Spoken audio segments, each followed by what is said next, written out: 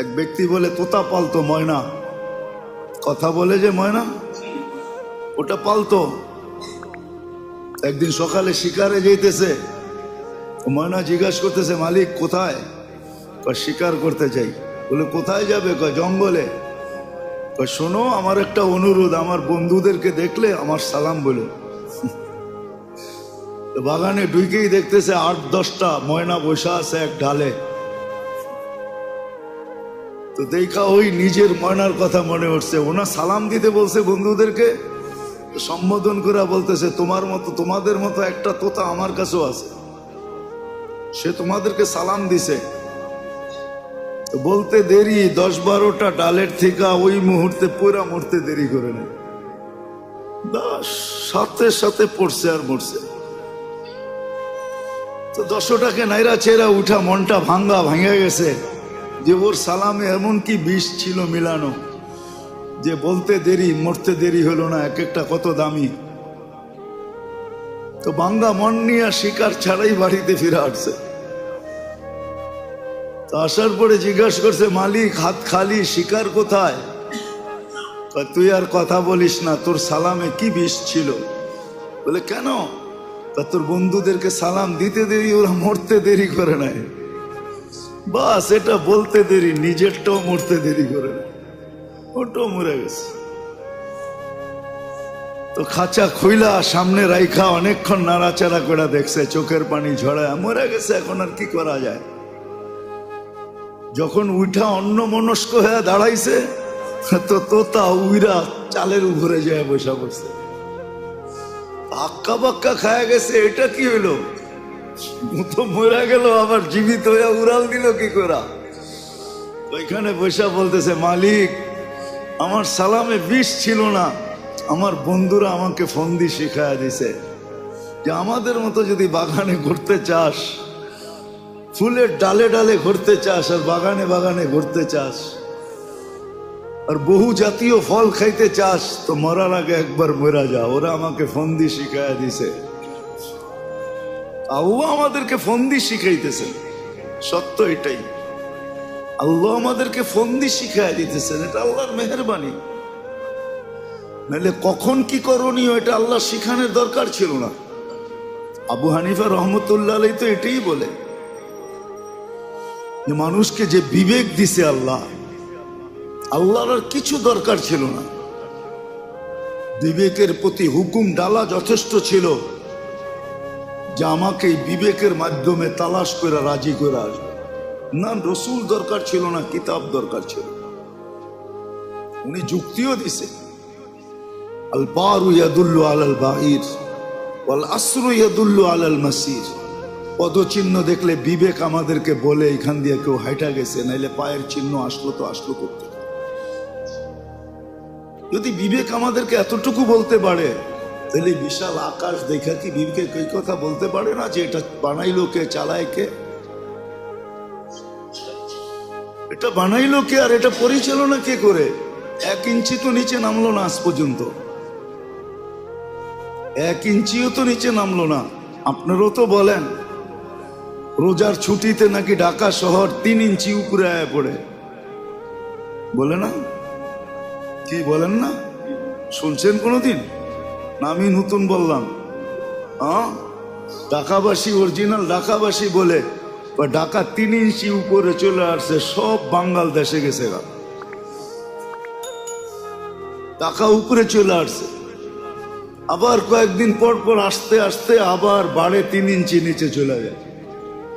আমরা যখন বলি তো এটাও তো সত্য, যেটা আমি বুঝাইতে চাইতেছি। তো মেরে দোস্ত, আল্লাহ দিক নির্দেশনা দেন, আমাদের রাস্তা দেখা, আমাদেরকে রাস্তা দেখান যে কখন কি করতে হবে,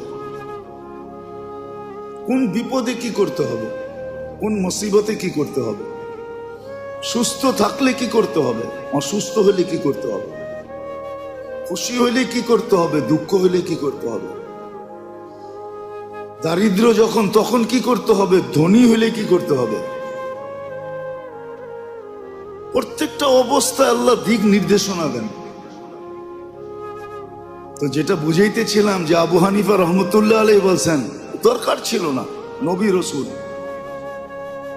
বিবেক যে দিছেন এটা দিয়ে আল্লাহকে তালাশ করে বাহির করা যথেষ্ট ছিল। জি, এটা চালায় কে? 1 ইঞ্চি নিচে তো আসলো না, আকাশ এত ভারী এত বড়, 1 ইঞ্চি নিচে তো আসলো না, কোনো খুঁটা তো নাই। সূর্য তো তার কক্ষপথকে আজ পর্যন্ত কক্ষপথ চ্যুত হইল না, কক্ষপথের থেকে দূরে সরল না, একই কক্ষপথে করতেছে। দুনিয়ার থেকে 13 গুণ বড়, যেটা 13 লক্ষ গুণ বড়, 13 গুণ না 13 লক্ষ গুণ বড়। যদি আজকে বিজ্ঞানের কাছে দুনিয়ার ওয়েট থাকে যে আমাদের দুনিয়াটার ওয়েট এতটুকু, যদি থাইকা থাকে তাহলে সূর্যের ওয়েট তো দুনিয়ার থেকে 13 লক্ষ গুণ বেশি, ঠিক না? 13 লক্ষ গুণ বেশি। কেমন টর্চ লাইট, কেমন বাল্ব! আমাদের বাল্বেরও তো একটা আছে, হ্যাঁ? আগে তো 1000 বাল্বের পাওয়া 1000 পাওয়ারের পাওয়া যেত, 2000 2500 পাওয়ারের পাওয়া যেত। এখন তো এলইডি আইসা একটু পাওয়ার কমছে কিন্তু আলো বাড়ছে। কত বড় বাল্ব সূর্য, ভাবছেন কোনদিন? সে তো আজ পর্যন্ত চুল পরিমাণ এদিক ওদিক হয় নাই। এই জন্য পাওয়া যায় কিতাবে 1 বিঘা যদি নিচে নামায় দেয় সূর্য, চর্ম ক্যান্সারে সব মারা যাবে। হ্যাঁ, সূর্যের আলোটা 3 বার ফিল্টার হয়, আল্লাহ 3টা ফিল্টার নিচে রাখছে, ওটা দিয়ে এটা ছাইকা তারপরে দুনিয়াতে আসে। শুধু 3টা ফিল্টার লাগলো, একটু মাত্রা কমায় দিল, তারপর চর্ম ক্যান্সারে মারা যাবে, সব মরে যাবে। ফিল্টার হয়ে আসে, ফিল্টার হয়ে 3 বার ফিল্টার। জিজ্ঞাসা করেন আপনাকে তো বিজ্ঞানকে। তারপরে গায়ে লাগে, শুধু ফিল্টার হয়ে আসে না, ভিটামিনও নিয়ে আসে লোকে। আমাদের দেশে তো হয় না, দুনিয়ায় আছে বহুত দেশে। এটা জানি কি কয়, সূর্যের আলো দিয়া গোসল করা, সানবাত। যান দেখেন, আমি জায়গা বইলা দিই, আপনারা যে দেখা আসেন। পর্তুগালে যে দেখবেন, লিসবনে দুনিয়ার থেকে হাজার হাজার মানুষ যেতেছে শুধু ওইখানে সানবাতের জন্য। যা দেখবেন বালুর উপরে চিত্ত হয়ে পড়ে আছে। হ্যাঁ হ্যাঁ, সত্য এটাই। এটাতে বলে ভিটামিন কি থাকে, কি ভিটামিন বি ডি। বাহ, মাশাআল্লাহ। বিল দিছেন কত আজ পর্যন্ত? হ্যাঁ, বিনা বই বললাম না, ফ্রি সার্ভিস। ভিটামিন ডি দিতেছে, ফ্রি সার্ভিস, ঠিক না? কেননা ইউরোপ ওয়ালাদের তো চামড়া ঠিক না, সব চামড়া আল্লাহ চামড়া সুন্দর দিছে, সবচেয়ে বেশি চামড়া সুন্দর দিছে এশিয়া আলাদেরকে। এশিয়া আলাদের ডেলি সেজদায় পড়ে থাকা দরকার। হ্যাঁ, জানেন না আপনি? খালি দূরের থেকে সাদা দেখেন দেখি, সবচেয়ে খারাপ চামড়া দিছে আল্লাহ ইউরোপ ওয়ালাদেরকে, খালি সাদা দেখা যায়। হ্যাঁ, নেটে সার্চ দিয়ে দেখেন। এই জন্য তো ওদের সানবাদ করতে হয়। আল্লাহ সবচেয়ে সুন্দর চামড়া দিছেন এশিয়া আলাদেরকে। তাদেরকে এশিয়া আলাদেরকে সবচেয়ে সুন্দর চামড়া। হ্যাঁ, মনে হয় যে অটো তেল লাগাই দিছে। হ্যাঁ, বিশ্বাস হয় না? হ্যাঁ, কি তেল লাগানো না? কি তেল লাগাইছেন বাড়ির থেকে? দেখেন চেহারা সবার তেল তেলে দেখা যায়। এই চামড়া আল্লাহ এশিয়া ছাড়া কোথাও দেয় নাই। আমাদের তো ডেলি সেজদায় পড়া দেখা দরকার চামড়ার জন্য। দুনিয়ার লোশন আমাদের জন্য আসে না, ওদের জন্য আসছে। ব্যবহার যদিও আমরা করি, আমাদের লোশনের দরকার নেই, আমাদের লোশনের দরকার নাই। একটু সিস্টেম মানলেই হবে। বরং আপনার শরীর থেকে লোশন বাহির হবে, ওরা আপনার চামড়ার সাথে আসিয়া কয়সা কয়সা লোশন লাগাবে। হ্যাঁ, কেন বিশ্বাস হয় না? আপনি দেখেন, আপনার নাকের উপরে সবসময় তেল থাকে, তেল। অনেক মানুষ টাকা গনে, এরকম নাকের ভিতরে হাত লাগায় পড়ে আবার টাকা গনে। হ্যাঁ, বিশ্বাস হয় না আপনার? আমার কথা নিয়ে আশ্চর্য হন কেন? নাকে এরকম দইরা তারপরে টাকা গনে, পানি যদি না থাকে, কেন তেল আছে নাকে দিয়ে, সারাদিন তেল বাহির হয় শিয়ালাদের। দুনিয়ার কোথাও, আমি তো ঘুরা বলতেছি না, ঘুরে না। আল্লাহ সবচেয়ে সুন্দর চামড়া দিছে শিয়ালাদেরকে। এদের উচিত 24 ঘন্টা সেজদায় পড়ে থাকা, তাইলেও শুকরিয়া আদায় হবে না।